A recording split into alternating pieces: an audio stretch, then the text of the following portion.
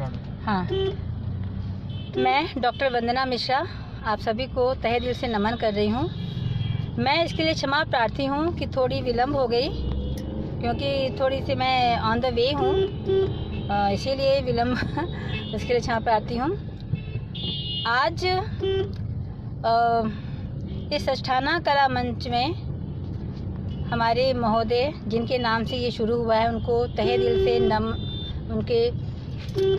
उनको बहुत बहुत श्रद्धांजलि मैं अर्पित करती हूँ।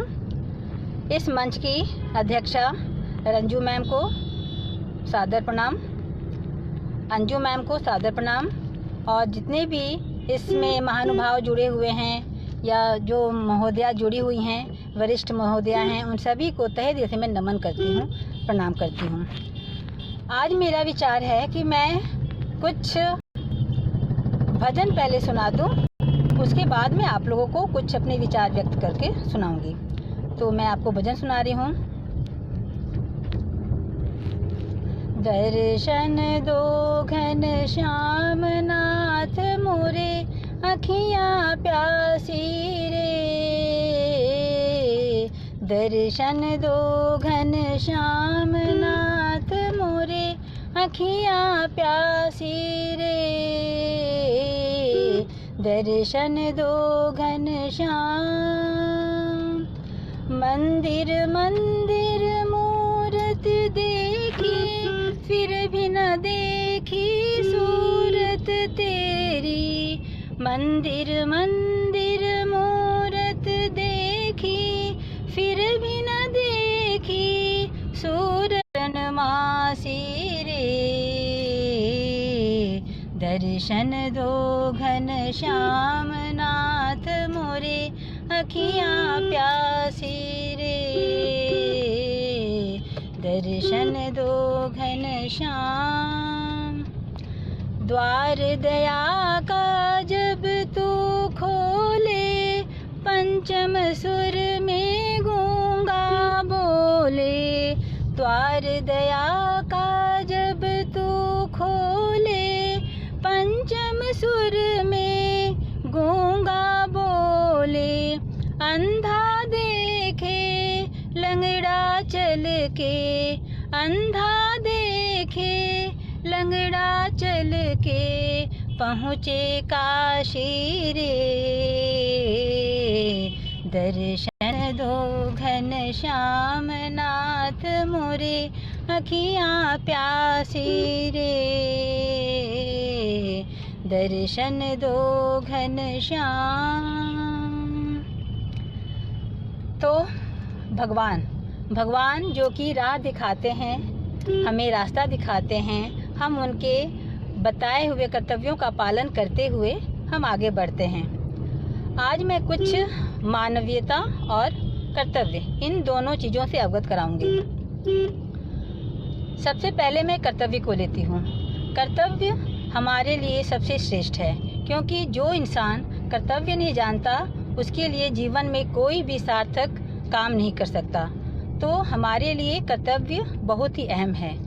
अब हम कर्तव्य की बात करें तो कर्तव्य में सभी को अपना अपना कर्तव्य बांधा गया है। कर्तव्य में जैसे छोटे बच्चे हैं, उनका कर्तव्य क्या बनता है, फिर थोड़े बड़े होने पर उनका क्या कर्तव्य क्या बनता है, फिर गृहस्थ आश्रम में आते हैं तब उनका कर्तव्य क्या बनता है, और वृद्धाश्रम में जाते हैं यानी वानप्रस्थ आश्रम में जाते हैं तब उनका कर्तव्य क्या क्या बनता है। तो मैं थोड़ा सा संक्षेप में ही बताऊंगी आप लोगों को। तो पहले बात की जाए बच्चों की।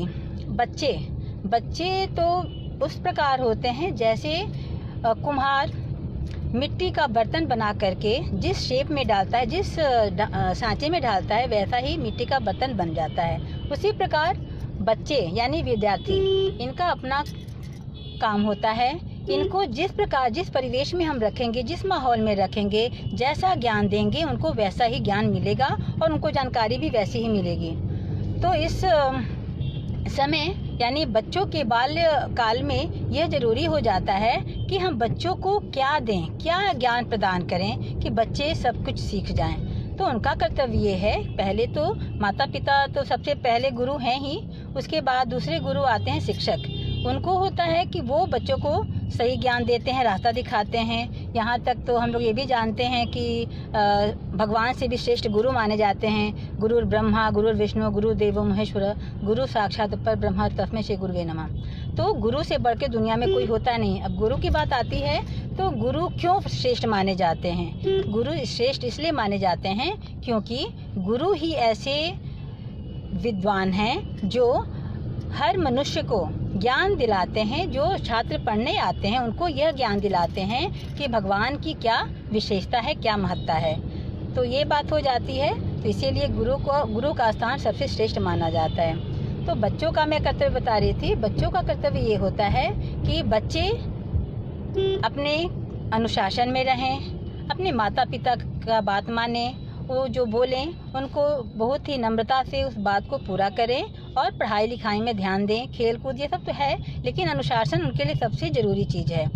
दूसरी बात आती है गृहस्थ आश्रम में ये कर्तव्य क्या है। यहाँ कर्तव्य की बात आती है तो आजकल के युग में देखा जा रहा है कि बहुत ही परिवार एक सीमित हो गया है। यानी परिवार में कितने सदस्य हैं ये एक की बात नहीं है। ज़्यादातर लोगों में ये भावनाएं आ गई हैं कि हम ही जितना अलग रहेंगे उतना ही हम अच्छे से रहेंगे, लेकिन ऐसी बात नहीं है। हर मनुष्य का कर्तव्य है कि अपने घर में जो बड़े बुजुर्ग हैं, ये गृहस्थ आश्रम के जो लोग हैं, उनके लिए मैं बता रही हूँ कि वे अपने माता पिता की सेवा करें। सेवा तो आजकल बड़े लोग भी उतना ही चाहते हैं सेवा जितना कि उन लोग को चाहिए। ज़्यादा वो लोग उम्मीद भी नहीं लगाते हैं, लेकिन हल्का सा उनको भी थोड़ा चाहिए स्नेह प्यार कि वे उनको आदर सम्मान करें, थोड़ा सा प्यार से बोल ही दें, ज़्यादा नहीं। अब पहले के ज़माने में था कि पैर दबाना, ये दबाना, बहुत सारा चीज़। लेकिन चलो आजकल के बुजुर्ग भी ये जानते हैं कि मेरे लिए क्या सही है और मेरे बाल बच्चे, मेरी संतानें क्या मेरे लिए कर सकती हैं, तो उनको वो पता है। तो उतना भी उनको प्यार मिल जाए, सम्मान मिल जाए तो वो खुश हो जाते हैं और अपना जीवन बढ़िया से बिताते हैं। अब बात आती है, ये तो गृहस्थ आश्रम की बात हो गई। अब मैं बता दूं कि जो वानप्रस्थ यानी जो 60 से ऊपर हैं उनके लिए भी कुछ कर्तव्य बने हैं।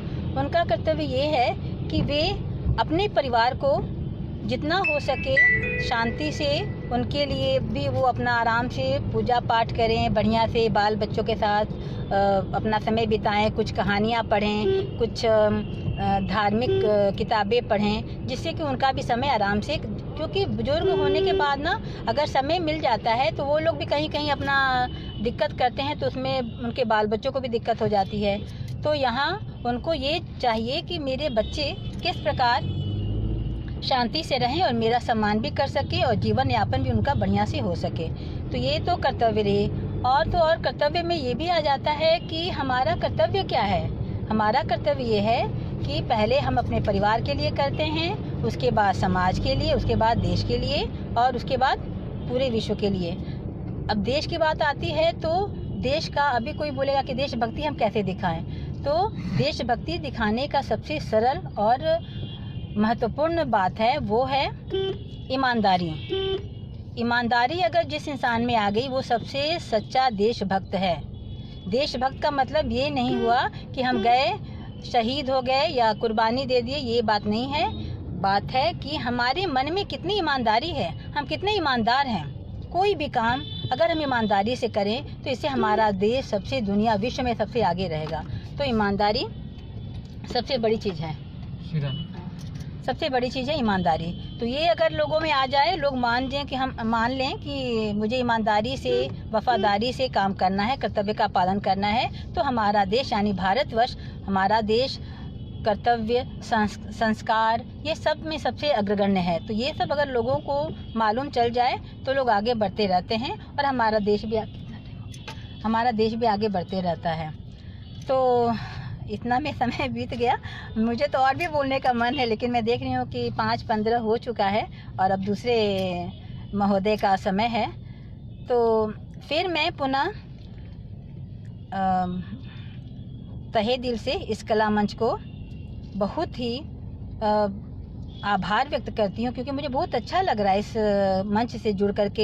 एक मन में जो आदमी कुछ सोचता है कि मैं कुछ कर पाऊँ, तो वो सारी चीज़ें हो रही हैं। मुझे बहुत ही अच्छा लग रहा है। और अभी तो मैं थोड़ा व्यस्त थी, अब और भी बढ़िया से कोई मैं अच्छा टॉपिक चुन करके और कुछ अपने विचारों को व्यक्त करूँगी और थोड़ा सा आप लोग को भी अच्छा लगेगा तो ठीक है, क्योंकि हम लोग टीचर हैं तो टीचर के नाते मेरा भी है कि चलो कुछ ज्ञान देने से कुछ खुद भी ज्ञान मिलती है। तो इसके लिए मैं फिर पुनः आप सभी को, सभी अध्यक्ष लोगों को जिनके नाम पर मंच है, उन श्रद्धेय सर को, सभी को मैं नमन करती हूँ। आप सभी का आभार व्यक्त करती हूँ। बहुत बहुत धन्यवाद। फिनिश नीचे राइट साइड में, नीचे राइट साइड में।